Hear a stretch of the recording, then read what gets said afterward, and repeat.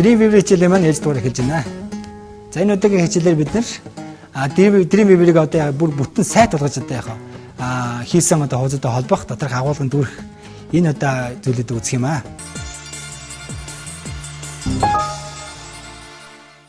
За бид нар өмнөх хичээлээр зөвхөн ганцхан хуудас бэлдсэн байгаа. Ганцхан хуудсандаа болоо зөвхөн цэснүүдийг үүсгэж тавьсан доторх агуулгыг бичээг байгаа шүү дээ.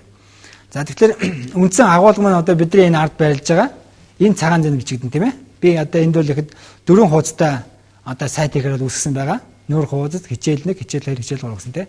Тэгвэл тэр хуудас болгон дээр дарахад тийм ээ. Одоо линк болгон дээр тийм. Цэс болгон дарахад энэ мэдээлүүднийхээ өөрчлөгдөж гарч явах хэрэгтэй гэсэн үг. За үүнийгээ бид нар одоо ялгаж харж байгаа нь бол тийм ээ. Ямар ч зэн эндээ бол тодорхой мэдээлэл бичье. Эхний хуудас маань бид нар индекс гэсэн хуудас үүсгэсэн байгаа.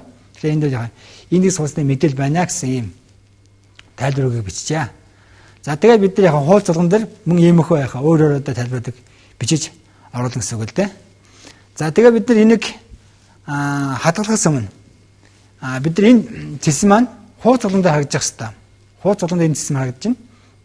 За түүнээс гадна энэ цэсний мөр болгон тийм ээ өөрөөр хуудасад дуудаж байгаа шүү дээ. Тэгэхээр чинь дуулагдсан хуудас болгон дээр тийм шил би одоо хичээл 1-ийг дуудсан байгаад хичээл 1 дээрээс би буцаад нүүр хуудасад дуудаж болно. Магадгүй хичээл 2-ыг дуудаж болно тийм. Хичээл 2 дээрээс дахиад хичээл 1-ийг дуудаж болно. Нүүр хуудасад дуудаж болно тийм ээ. Ийм байдлаар бүх одоо яхаа линкүүд бол бүгдээр ажиллаж явах хэрэгтэй байдаг. Тэгэхээр би нэг хуудас болгон дээр дахин хийж байгаа хооронд нэг удаа хийгээд хадгалж болдог ийм арга байдаг. За тэрний нь болохоор library гэж нэрлэгддэг ийм код байдаг. Library буюу сан гэж байдаг юм. За тэгэхээр бид энд asset гэсэн юм тав руу орж ин тийм ээ. За энэ file asset гэсэн юм тав байдаг. Тэгэхээр asset тав нь нээж хагаад хамгийн доотлол байрласан энэ номны дүрстэй library гэдгийг сонгож авдаг юм байна. За library гэдэг нь өөрөө дахин ашиглагддаг ийм кодыг л оруулж өгдөг ийм зүйл байх нь. Тэгэхээр бид нэр шинэ library үүсгэн. За сая би бол энэ зүүнтлэгээс сонгож авч байгаад new гэдгийг сонгож авсан байгаа. Тэгэхээр энэ дээр яхаа new library орж ирж байна. Энд дээр бид нэрийг өгчин тийм ээ. Энд дээр яхаа left menu ч гэдэг юм уу өөртөө яхаа өөртөө ойлгох тийм одоо ойлгомжтой нэр өгчин. За ингээд би энд хийгдсэн байгаа одоо цэсийг зүүн гартлын цэсийг library-гийн элемент болгоод тавьчихж байгаа. За library-гийн элемент болгоод тавьсан байгаа тэгэхээр энэ маань өнгөө нэг жоохон тийм артлын фоны өнгө өөрчлөгдөж нэгдүгээрт хоёрдугаарт яг тухайн элементтэй би засвар их болцоог болцдог. За үүнтэй адилхан бид нар data цэсийг бас library болгож авч байна. Data цэсийг сонгож авч жагаад мөн яг new library гэдэг энэ bot-ын доотлоос нь сонгож аваад за тэгээ бид энэ яг топ меню гэсэн нэрчлээ шүү дээ. За ингээд би аль ч одоо цэсийг сонгосон тухайн цэсэн дээр би шууд орж яг доторх үг үсгийг бол засах боломжгүй болж байгаа. За энэ бол зөвхөн library-г өөрийгөө засчих болохоос ш library-д болцсон элементийг шууд веб хуудсан дээр засах боломжгүй болдгоо гэсэн юм үг л дээ. За ингээд бид энэ library-га хадгалж авах хэрэгтэй. Энэ файлаа бол энэ чигт хадгалаад авчина. За одоо бидний индекс файлыг энэ маань ганцхан файлууд бид нар үүсгэсэн байгаа шүү дээ. Энэ индексийн файлыг би бусад одоо яхаа хичээл 1 2 3 гэсэн энэ нэрээр би хадгалчих хэрэгтэй байгаа. Тэгэхээр би энэ хуудасаа зөвхөн save as гэдэг команд өгөөл файлын save as дуудаад тийм ээ. За тэгээ энэ дээр нэрийн нөхтэй бид нар lesson 1, lesson 2, lesson 3 гэх мэтэр тийм ээ. Өөр нэр өгөө би яхаа 3 удаа хадгалчихна. Тэгэхээр бидний одоо сайтн дээр бол нийтдээ 4 шиг HTML файл үүсгэх хэрэгтэй. Яг доторх одоо дизайн бүх юмуд нь адилхан ийм 4 HTML үүсгэж байгаа. За бид нар одоо lesson 2 дахь үүсгэж чинь тийм ээ. Lesson 2 дахь үүсгэж чинь. За тэгээ үүсгэж байгаа файлууд нь бидний энэ сайтн дээр харагдаж шүү дээ угаасаа. За англиний одоо сайтн дээр харагдаж байгаа. За ингээд lesson 1 2 3-ыг бид нар үүсгэхлээр нийтдээ 4 шиг одоо яг юм HTML хуудас биднэрт гарч иж байна гэсэн үг. За энэ 4 HTML хуудас дөрвөлөө яг адилхан бүтцтэй яг адилхан дизайнтай байгаа. Дөрвөлөнд нь бидний одоо сая үүсгэсэн энэ library-гийн элементүүд хэрэглэгдсэн байгаа даа гэсэн үг.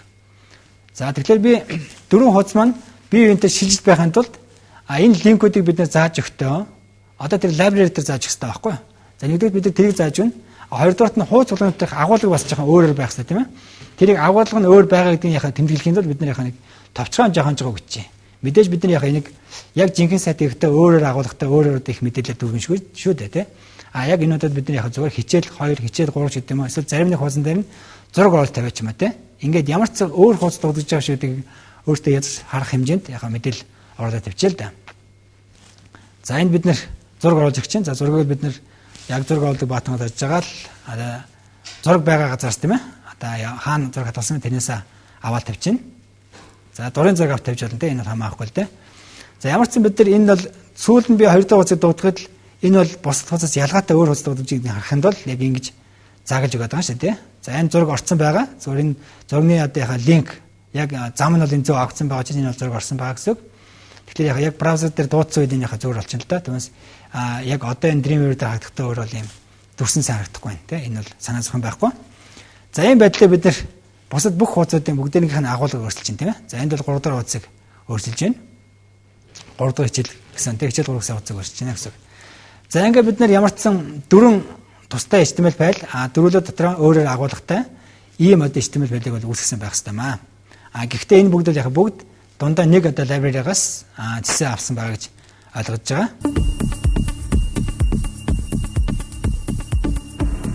Бүх одоо яг линкүүд бол бүгдээр ажиллаж явах хэрэгтэй байдаг. Тэгэхээр би нэг хуудас болгонд дахин хийж байгаа хооронд нэг удаа хийгээд хадгалж болдог ийм арга байдаг. За тэрний нь болохоор library гэдэг нэргэдэг ийм код байдаг. Library буюу сан гэж байдаг юм. За тэгэхээр бид энд яг asset гэсэн юм таб руу орж ин тийм ээ. За энэ file asset гэсэн юм таб байдаг. Тэгэхээр asset таб нь нээж хагаад хамгийн доотлол байрласан энэ номны дүрстэй library гэдгийг сонгож авдаг юм байна. За library гэдэг нь өөрөө дахин ашигладаг ийм кодыг л оруулж өгдөг ийм зүйл байх нь. Тэгэхээр бид нэр шинэ library үүсгэн. За сая би бол энэ зүүнтлэгээс сонгож авч байгаад new гэдгийг сонгож авсан байгаа. Тэгэхээр энэ дээр яхаа new library орж ирж байна. Энд дээр бид нэрийг өгчин тийм ээ. Энд дээр яхаа left menu ч гэдэг юм уу өөртөө яхаа өөртөө ойлгогдох тийм одоо ойлгомжтой нэр өгчин. За ингээд би энд хийгдсэн байгаа одоо зэсийг зүүн гартлын зэсийг library-гийн элемент болгоод тавьчихж байгаа. За library-гийн элемент болгоод тавьсан байгаа тэгэхээр энэ маань өнгөө нэг жоохон тийм артлын фоны өнгө өөрчлөгдөж байна. Нэгдүгээрт хоёрдугаарт яг тухайн элементтэй би засвар их болцоог болчдөг. За үүнтэй адилхан бид нар data-гийн зэсийг бас library болгож авч байна. Develop зэсийг сонгож авч байгаад мөн яг new library гэдэг энэ bot-ын доотлоос нь сонгож аваад за тэгээ бид энэ яг top menu гэсэн нэр өгчлээ шүү дээ. За ингээд би аль ч одоо зэсийг сонгосон тухайн зэсэн дээр би шууд орж яг доторх үг үсгийг бол засах боломжгүй болж байгаа. За энэ бол зөвхөн library-г өөрийгөө засчих болохоос ш library-д болцсон элементийг шууд веб хуудсан дээр засах боломжгүй болдог гэсэн юм үг л дээ. За ингээд бид энэ library-га хадгалж авах хэрэгтэй. Энэ файлаа бол энэ чигт нь хадгалаад авчихна. За одоо бидний индекс файлыг энэ маань ганцхан файлууд бид нар үүсгэсэн байгаа шүү дээ. Энэ индекссэн файлыг би бусад одоо яхаа хичээл 1 2 3 гэсэн энэ нэрээр би хадгалчих хэрэгтэй байгаа. Тэгэхээр би энэ хуудасаа зөвхөн save as гэдэг командыг өгөөл файлын save as гэдэг дуудаад тийм ээ. За тэгээ энэ дээр нэрийг нөхтэй бид нар lesson 1, lesson 2, lesson 3 гэх мэт тийм ээ. Өөр нэр өгөө би 3 удаа хадгалчихна. Тэгэхээр бидний одоо сайтн дээр бол нийтдээ 4 шиг HTML файл үүсгэх хэрэгтэй. Яг доторх одоо дизайн бүх юмуд нь адилхан ийм 4 HTML үүсгэж байгаа. За бид нар одоо lesson 2 дахь үүсгэж чинь тийм ээ. Lesson 2 дахь нь үүсгэж чинь. За тэгээ үүсгэж байгаа файлууд нь бидний энэ сайтн дээр харагдаж шүү дээ угаасаа. За энэний одоо сайтн дээр харагдаж байгаа. За ингээд lesson 1 2 3-ыг бид нар үүсгэхлээр нийтдээ 4 шиг одоо яг юм HTML хуудас биднэрт гарч иж байна гэсэн үг. За энэ 4 HTML хуудас дөрвөлөө яг адилхан бүтцтэй яг адилхан дизайнтай байгаа. Дөрвөлөнд нь бидний одоо сая үүсгэсэн энэ library-гийн элементүүдээр хэвлэгдсэн байгаа даа гэсэн үг. За тэгэхээр би 4 хуудас маань бие биентэй шилжиж байхын тулд энэ линкүүдийг бид нэ зааж өгтөө одоо тэр library дээр зааж өгөх хэрэгтэй байхгүй юу? За нэгдүгээр бид тэрийг зааж өгнө. Хоёрдугаарт нь хуудас болгоны дээрх агуулга бас жоохон өөрөөр байх хэрэгтэй тийм ээ. Тэрийг агуулга нь өөр байгаа гэдгийг яхаа тэмдэглэхийн тулд бид нар яхаа нэг товчхон жоохон жоо өгчээ. Мэдээж бид нар яхаа энийг яг жинхэнэ сайт ихтэй өөрөөр агуулгатай өөрөөр их мэдээлэл дүүргэн шүү дээ тийм. Яг энэ удаад бид нар яхаа зөвхөн хичээл 2, хичээл 3 гэдэг юм уу? Эсвэл зарим нэг хуудсан дээр нь зураг оруулалт тавиач юм а тийм. Ингээд ямар ч өөр хуудас дуудаж байгаа шүү гэдэг өөртөө яаж харах хэмжээнд яхаа мэдээлэл оруулаад тавьчихъя л да. За энд бид нар зураг оруулж өгч чинь. За зургийг бид нар яг зураг оруулдаг баатан гарч байгаа л зураг байгаа газраас тийм ээ.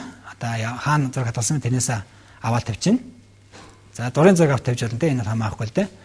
За ямар ч юм бид нар энэ бол сүүлд нь би 2 дахь хуудасыг дуудахад л энэ бол бусад хуудас ялгаатай өөр хуудас дуудаж байгааг харахын тулд яг ингэж заагалж өгöd байгаа шүү дээ. За энэ зураг орцсон байгаа. Зургийн зургийн одоо яхаа линк яг зам нь бол энэ зөв авсан байгаа чинь энэ бол зураг орсон байгаа гэсэн үг.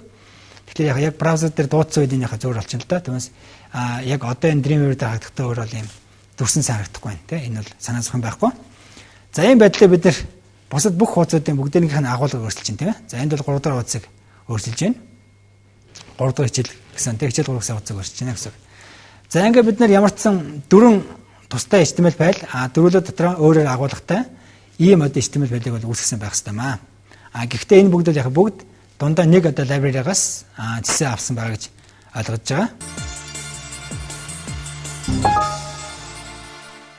За одоо бид зэснийхээ линкүүдийг зааж өгөх хэрэгтэй. Одоо энэ зэс маань тийм энэ зүүнтлэнс мөн дээдлэнс аль хэдийн зааж өгнө шүү дээ. Тэгэхээр шууд энд нь биднээс засвар их боломжгүй байдаг. Тийм учраас бид нар буцаад asset гэсэн таб руугаа орж жаад asset таб нутраас яг харгалзах жишээ сонгож авангуутлаа түүнийхээ идэт гэсэн одоо баатанд авах хэрэгтэй байгаа. За идэт маань энэ доотлолт байрлаж байна. Энэ доотлолт байрлаж байна тийм ээ. Тэгэхээр бид нар эндээс их харгалзах жишээ сонгож авна. За эхний хэлний бид нар left менюгээ сонгож аваад хоёр дарахын гутал чинь өөрөө тусдаа юм одоо файл болоод тусдаа сонгоод нэгжлээ шүү дээ. За ингээд тусдаа сонгоод нэгж авсны дараагаар бид нар явах. Эхнийхээ элементийг сонгож авна тийм. За энэ дээр яг нүүр хуудассан одоо бичлэгийг сонгож авч байна. За энэ нүүр хуудассан бичлэг бол өөрөө өөртөө холбогдох хэрэгтэй. Өөрөөр индекс гэсэн тийм HTML хуудсыг зааж авах хэрэгтэй. За энэ индекс HTML хуудсыг заахад бас зааж бол одоо линкийг холбож өгдөг хоёр зарга байдаг. За нэгдүгürt нь бол тэр тухайн одоо бидний одоо самбарны тийм энэ баруун гартал маань энэ сайт маань харагдж байгаа тохиолдолд энэ маань харагдж байгаа тохиолдолд энэ линксний арддаг юм бууны OR шиг тийм анилгаа шиг тийм төрс байна шүү дээ.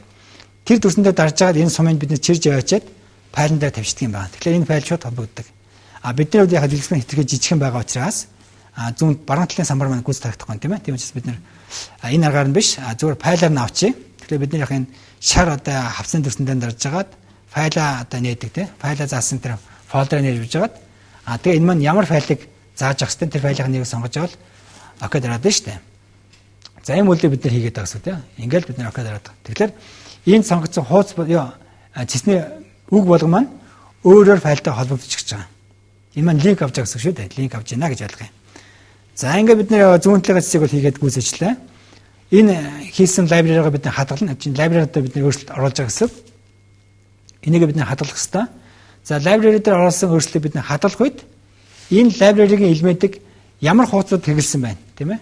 Аль аль HTML хуудас хэрэглэсэн. Тэр бүх хуудасуудаар энийг апдейт хийх гэж асууж байгаа. Апдейт хийх гэж асууж байгаа байхгүй. Тэгэхээр би бүгдэн дээр нь апдейт хийн. Өөрөөр саяхан хийсэн одоо өөрчлөлтөө бүгдэнд нь хадгалж оруулна гэсэн ийм команд өгж байна. За ингээд команд өгсөн дараагаар үр дүн гарч иж байна. Энэ бол бүгдэнд нь хадгалагдсан. Тэгээд done гэдэг одоо статус нь гарсан байна. Тэгэхээр энэ бол болцсон гэсэн үг л дээ. За дараад нь бид нар мөн яг бас хэвтээсэн дээр бас саяхтай адилхан үйлдэл хийх хэрэгтэй. Яг энэтэй адилхан үйлдэл бид нар хийх хэрэгтэй. Тэгэхээр бид нар asset-аас хэвтээсээ сонгож аваад хоёр тавч холооныхаа тавчиг одоо дабл клик хийх хэрэгтэй. Хоёр даалт хийх юм бол энэ маань хэвтээсийг одоо засварлахаар ороод иж байна. За хэвтээсний одоо лайбрарийг засаж байна гэсэн. За энэ дээр орж байгаа гол мөн төрөжтэй адилхан тийм.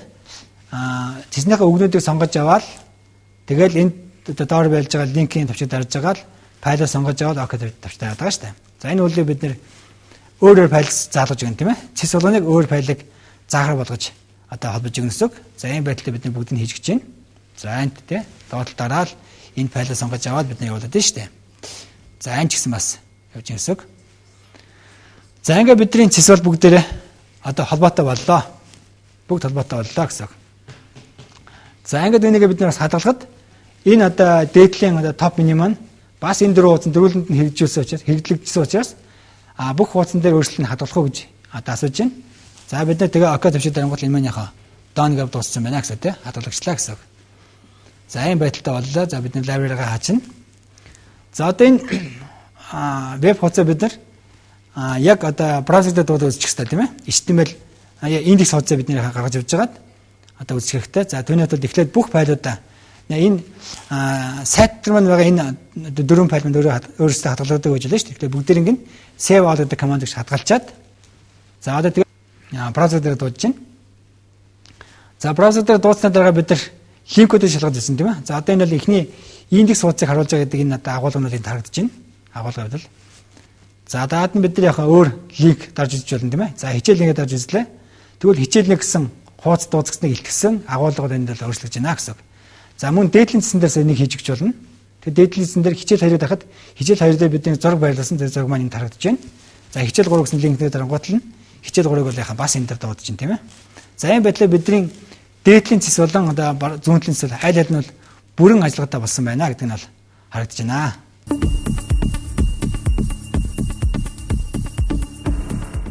За одоо бидний цэснийхээ линкүүдийг зааж өгөх хэрэгтэй. Одоо энэ цэс маань тийм энэ зүүн талын цэс мөн дээдлийн цэс аль аль нь зааж өгнө шүү дээ. Тэгэхээр шууд энд нь бидний засрах боломжгүй байдаг. Тийм учраас бид нар буцаад asset гэсэн таб руугаа орж аваад asset таб нутраас яг харгалзах цэсээ сонгож авангуутлаа түүнийхээ edit гэсэн одоо баатанд авах хэрэгтэй байгаа. За edit маань энэ доотлолт байрлаж байна. Энэ доотлолт байрлаж байна тийм ээ. Тэгэхээр бид нар эндээс их харгалзах цэсээ сонгож авна. За эхний хэлний бид нар left менюгээ сонгож аваад хоёр дарахын гутал чинь өөрөө тусдаа юм одоо яхаа файл болоод тусдаа цонхоо нэгжлээ шүү дээ. За ингээд тусдаа цонхоо нэгж авсны дараагаар бид нар яхаа эхнийхээ элементийг сонгож авна те. За энэ дээр яг нүүр хуудассан одоо бичлэгийг сонгож авч байна. За энэ нүүр хуудассан бичлэг бол өөрөө өөртөө холбогдох хэрэгтэй. Өөрөөр яг индекссэн тийм HTML хуудсыг зааж авах хэрэгтэй. За энэ индекссэн HTML хуудсыг заахад бас зааж одоо линк нь холбож өгдөг хоёр янз арга байдаг. За нэгдүгээрт нь бол тэр тухайн одоо бидний одоо самбарны энэ баруун гартал маань энэ сайт маань харагдж байгаа тохиолдолд энэ маань харагдж байгаа тохиолдолд энэ линксний арддаг юм бууны OR шиг тийм анилгаа шиг ийм төрс байх нь шүү дээ.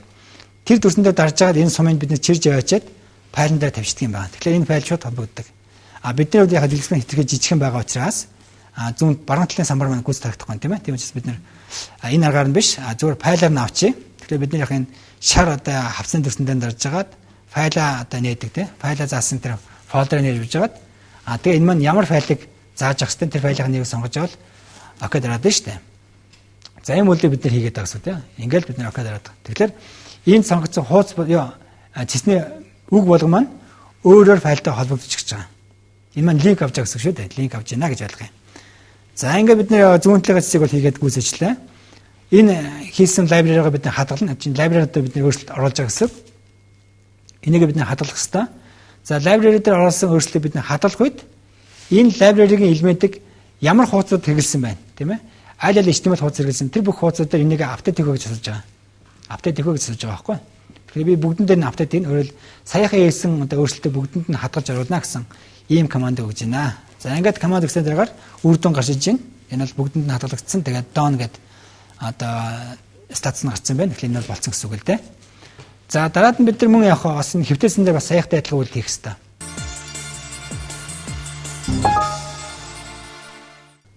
Тэгэхээр бид нар бол маш хэлбэрхий аргаар сайтыг хийлээ шүү дээ. Юу гэвэл бид нар бол яг сайтыг анхнаас нь бид нар зөвхөн ганцхан хуудасны дизайныг хийгээ явуулсан. Ганцхан хуудасны дизайныг хийж бүрэн хийж дуусчаад тухайн хуудаснаас одоо бос хуудасууд бүгдийг үүсгэхийн тулд хуудас болгоноор давтагдчих мэдээллүүдийн нэг лайбрари болгоод авсан байгаа. За тэр маань бидний хувьд яг энэ хэвтээцээс зүүн талын зэсэн тийм ээ. Харин дутагдлахын агуулга бол яг байнга өөрчлөгчөөс бидэнтэйг бол лайбрари болохгүй шүү дээ. За ингээд лайбрари болгож авчаад түүнийг яг халдгастайгаа дараагаар тухайн одоо хийсэн ганцхан хуудасыг бүгдээр ингээд тэр хуудасыг бид дахин тавьсан байгаа даа. За ийм аргаар бид нар яг хэд хэдэн одоо статик хуудасуудыг үүсгэж болно тийм ээ. Ийм байж болно. За ингээд бид нар доторх агуулгууд нь өөрөөр одоо агуулгыг хадгалж чадсан хичнээн ч одоо хуудастай ийм зэрэглэлийг хийж болдго юм аа. За лайбрари хэрэглэж байгаа гол даваа тал нь болохоор би лайбрари дээр хийсэн байгаа аль нэг элементийг засахад тэр зассан өөрчлөлт бол тэр тухайн лайбрарийн элементийг хэрэглэсэн бүх хуудсан дээр шууд одоо автоматар өөрчлөлт нь ордог. За үүнийг одоо хийж үзэх шин тийм ээ. Бид нүүр хуудас гэсэн үгийг home page руу сольж гин. За сольчоо бид тэрнийгээ save хийхэд одоо ийм хуудасууд дээр энийг хэрэглэсэн байна. Бүгдийг апдейт хийж сагаал окей гэж дарангуул бүх хуудсан дээр өөрчлөгдөж байгаа. За үүнийг бид нар бас save all гэж хадгалж агаад браузер дээр дуудаж үзнэ. За одоо бид энийг бол яхаа Dreamweaver-ээс браузер дээр дуудаж харагдаж байгаад. За энэ маань яхаа хамгийн ихний индекс пэйжн дээр яхаа ямар ч сан home page дээр орсон байж байна. Дараагийн өөр хуудас орлоо. Нэгдүгээр хичээлээр хэд бас home page гэсэн үгтэйгэл явж байна. Хоёрдугаар хичээлээр мөн home page гэсэн үгтэйгээ явж байна тийм ээ. Ингэх мэтэр хичнээн ч хуудсан дээр дарсан байсан яхаа бүгд яхаа яг тэр home page гэсэн үг бол бүгд яхаа солигдсон байна шүү дээ. Тэг анх бол эн чинь яхаа нүүр хуудасж байсан бол бүгдээ солигдсон байна гэсэн үг л дээ.